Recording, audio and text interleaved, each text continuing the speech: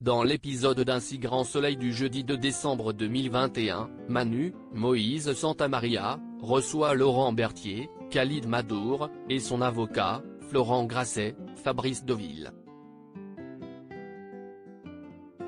Ce dernier annonce que son client a décidé de retirer sa plainte contre Elisabeth Bastide.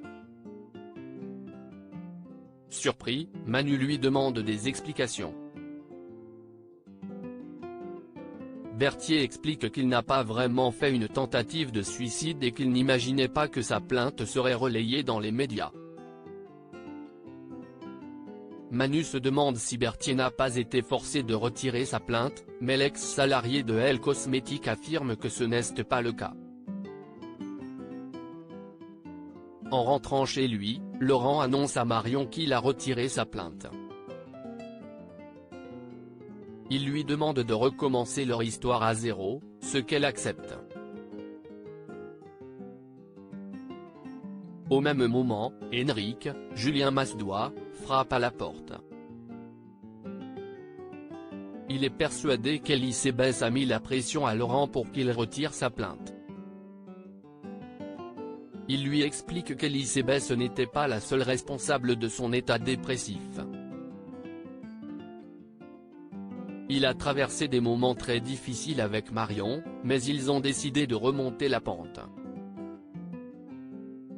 Chez les Bastide, Elisabeth, Christelle Labaude, n'a pas de nouvelles d'Alain, Frédéric Van den Brieche, depuis leur dispute de la veille.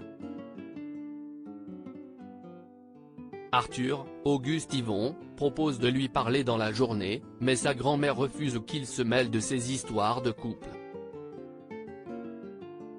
Elle lui demande de rester en dehors de cela.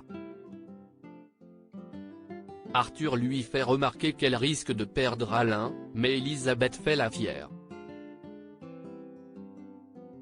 Chez Elle Cosmétiques, Myriam, Pauline Paolini, accueille Monsieur Louvier, un gros client de l'entreprise.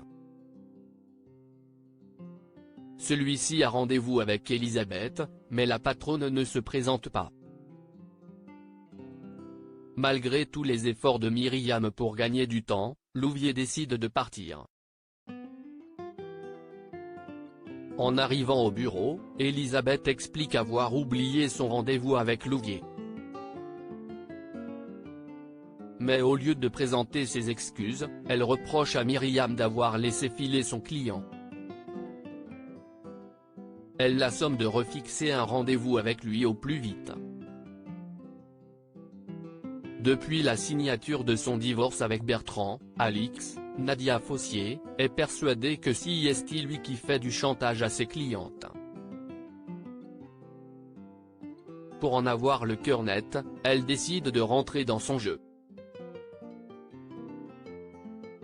Elle lui passe un coup de fil et l'invite à dîner, mais Bertrand est en vacances à l'étranger et propose de la rappeler lorsqu'il sera rentré.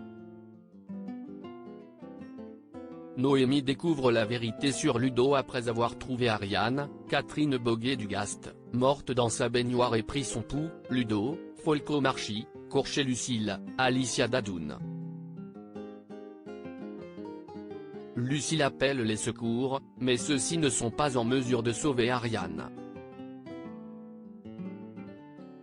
Ludo fait sa déposition auprès de Lise, Malia Roman.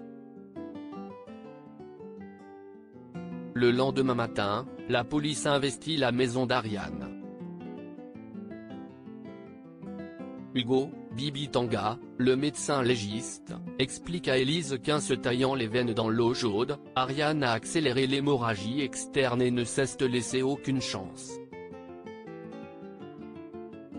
Selon lui, la mère de Noémie, Lucille criait, s'est suicidée.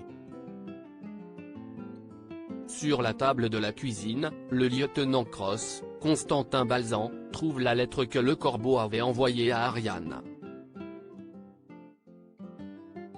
Il émet l'hypothèse qu'Ariane est paniquée après l'avoir reçue, mais Élise veut creuser.